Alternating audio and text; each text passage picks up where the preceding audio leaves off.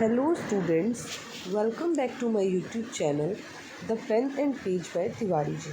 So students, last video में हमने ये चैप्टर पढ़ा था द फ्रेंच रिवॉल्यूशन। इसकी जो आउटलाइन स्टोरी है वो मैंने आपको बताई थी पार्ट 1 में। सो आज हम पहले इस चैप्टर को स्टार्ट करते हैं। लास्ट में हमने सिर्फ पढ़ा था कि पेरिस के एक बैस्टिल नाम का एक कोई सिटी है जहाँ के लोगों ने किंग पर ही अटैक किया था, बट उसके पीछे का क्या रीज़न था ये सारी चीज़ें हमें नहीं पता है। तो मेन स्टोरी जो है वो हमारे यहाँ से स्टार्ट होती है, जिसका टॉपिक है French society during the late 18th century. 1774 को लुईस 16 को बॉर्बन फैमिली का किंग जो है वो अनाउंस किया जाता है।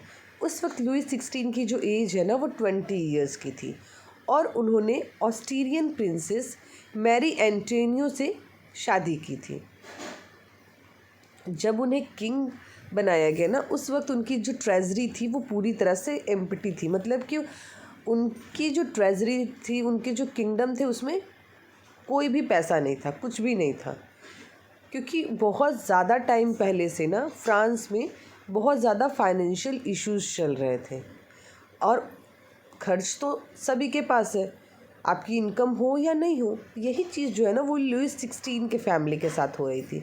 तो जब लुईस 16 को किंग बनाया गया ना तो उनको मेनली जो है वो दो काम तो थे ही, एक अपने कोर्ट को मेंटेन करना और दूसरा जो है ना उनकी वाइफ जो कि ऑस्ट्रेलियन प्रिंसेस थी ना मैरी, उनके भी ना बहुत सारे एक्सपेंसेस थे जिसके लिए इनको फाइनेंस की ज़रूरत पड़ती थी।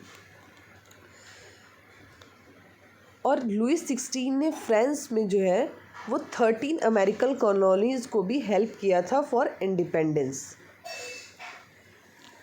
The war added more than billion livres का मतलब होता है ये एक करेंसी है जो कि फ्रांस में यूज़ होती थी, ठीक है। तो जो ये इंडिपेंडेंस के लिए इन्होंने जो वॉर की ना उसमें उन्होंने बहुत सारे पैसे जो है ना वो एक्सपेंड कर दिए थे, खर्च कर दिए थे। और जिन लोगों ने इन्हें क्रेडिट दिया था, मतलब उधार दिया था, वो अब इस उधार के बदले जो है वो उनसे 10% इंटरेस्ट लेते थे।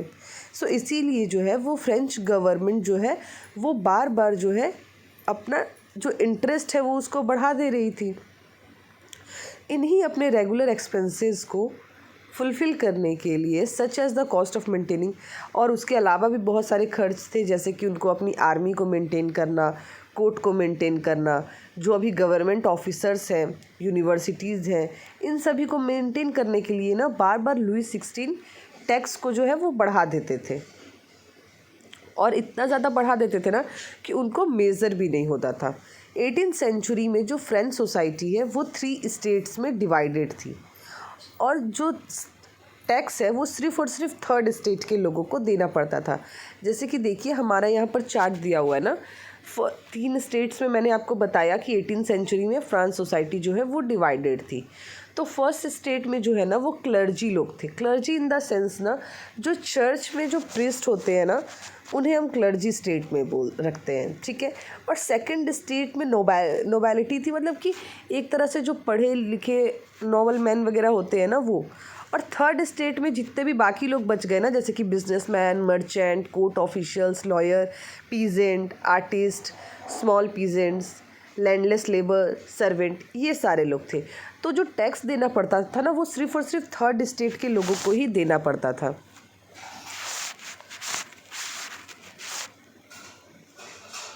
अब ये जो सोसाइटी थी वो फ्यूडल सिस्टम का मतलब क्या होता है ना बच्चों, जहाँ पर गवर्नमेंट 2 या फिर मोर देन 2 टायर्स में डिवाइडेड रहती है या फिर डिपार्टमेंट्स पे डिवाइडेड रहती है। तो यहाँ पर तो 3 डिपार्टमेंट्स थे, तो इसे भी हम फ्यूडल सिस्टम ही एक तरह से कह सकते हैं। जो ओल्ड रिजिम थी वहाँ पर क्या होता था, उन्होंने सोसाइटी और इंस्टीट्यूशंस को 1789 से पहले ही डिस्क्राइब कर दिया था। अब 3rd स्टेट में आपको पता है कि पीजेंट्स थे। अब ये जो जितनी टोटल पॉपुलेशन है ना उसमें 90% जो लोग थे वो पीजेंट्स थे और बहुत ही स्मॉल नंबर ऑफ ऐसे लोग थे जो कि अपनी लैंड पर खेती करते थे। बाकी जो 60% है ना वो नॉबल्स या फिर चर्च या फिर रिच मेंबर के खेतों में जाकर फार्मिंग का काम करते थे। तो जो first member of the first state है that is clergy and the nobility, इन लोगों को ना, जो फर्स्ट स्टेट और जो सेकंड स्टेट के लोगों थे, इन लोगों को ना कुछ प्रिविलेजेस मिली थी बाय बर्थ। मतलब कि आपने कुछ काम किया नहीं किया इससे कोई फ़र्क नहीं पड़ता है। आप बाय बर्न अगर फर्स्ट 2 स्टेट में आपने जन्म लिया है तो आपको बहुत सारे जो है उसके बेनिफिट्स मिलने वाले हैं।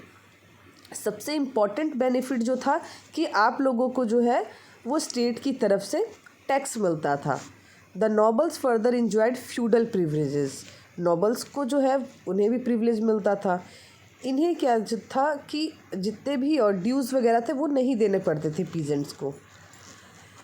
तो अभी जो है ना ये जो टैक्स होता है ना फ्रांस में, वो भी बच्चों 2 तरह का होता है, एक होता है थेथिस और दूसरा होता है टाइल।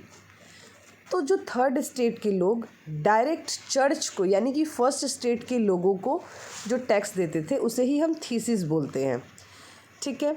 और सेकंड था जो कि डायरेक्ट टैक्स दिया जाता था, जो भी मतलब सॉल्ट या टैबाकू ये सारी चीज़ों पे जो टैक्स लगता था उसे हम डायरेक्ट टैक्स भी कहते हैं, इसे हम टाइल कहते थे। अब एक ही कम्युनिटी के लोग, एक ही स्टेट के लोग स्टूडेंट्स टैक्स दे रहे हैं तो उनके ऊपर क्या है, प्रेशर बढ़ते जा रहा है, उनकी जो है वो फाइनेंस एक्टिविटी जो है वो भी ख़राब हो रही है, ठीक है। तो नेक्स्ट वीडियो में स्टूडेंट्स, आई होप आपको ये स्टोरी यहाँ तक समझ में आ गई होगी।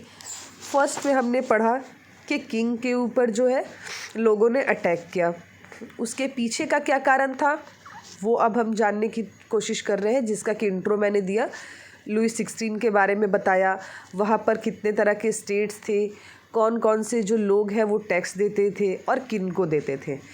नेक्स्ट पार्ट में हम पढ़ेंगे द स्ट्रगल टू सर्वाइव, कि फ्रांस में मेनली प्रॉब्लम चल क्या रही थी, ठीक है। एक तो प्रॉब्लम थी टैक्स देने की।